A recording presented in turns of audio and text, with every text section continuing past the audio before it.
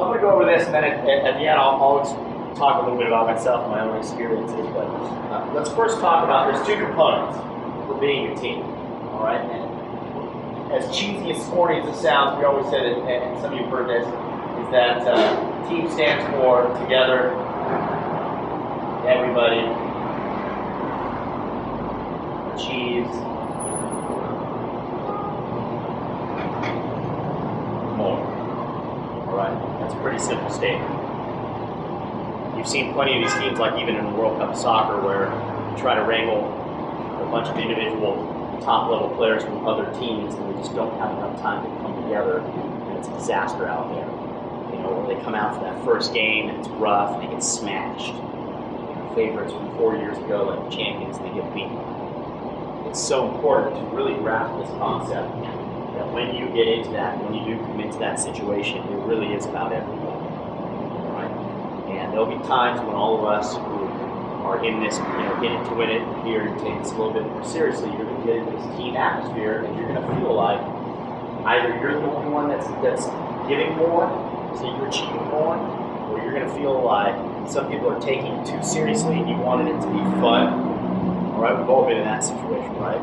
Come on, guys, just have fun. It's just not fun. There's nothing fun about losing. We've all been there. All right, so let's talk about it. First thing is to understand, is define the duties.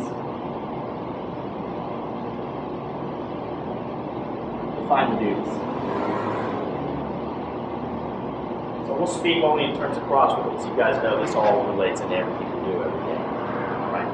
And for some of you, you might end up just being the coach of the team or an athlete on it. So the first thing is to define the duties.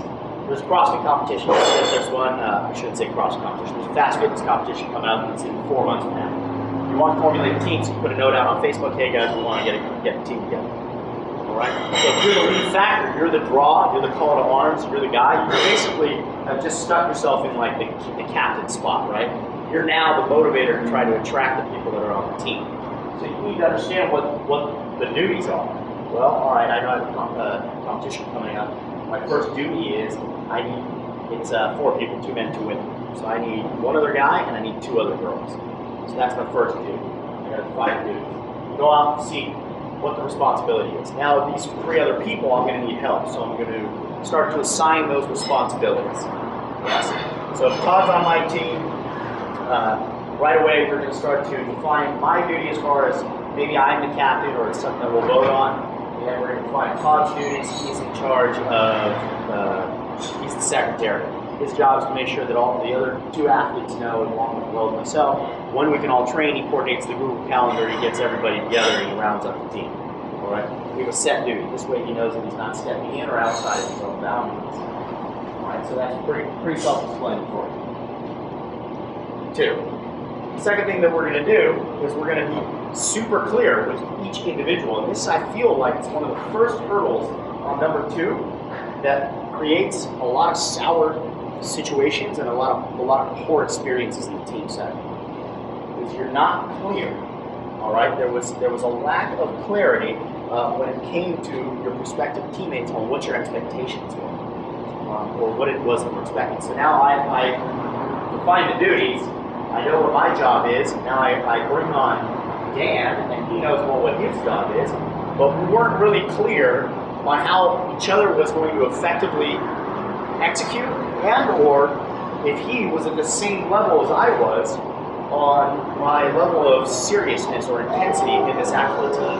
So although he knew what his job was, and although he was clear that he was joining the team, maybe he wasn't clear on exactly where I was coming from on it. He was like, yo, I just want to do this for fun. For fun. I was like, bullshit, there's no fun in losing. We're going to win. Right away now he puts him on the defensive, and he's like, well, I don't know if I love this. And that's the first hair of negativity that just sparked between us, right? These kind of things, they build up, and eventually pressure in the jar blows up.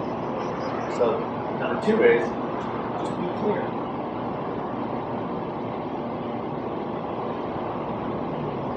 Guys, I'm putting together a team.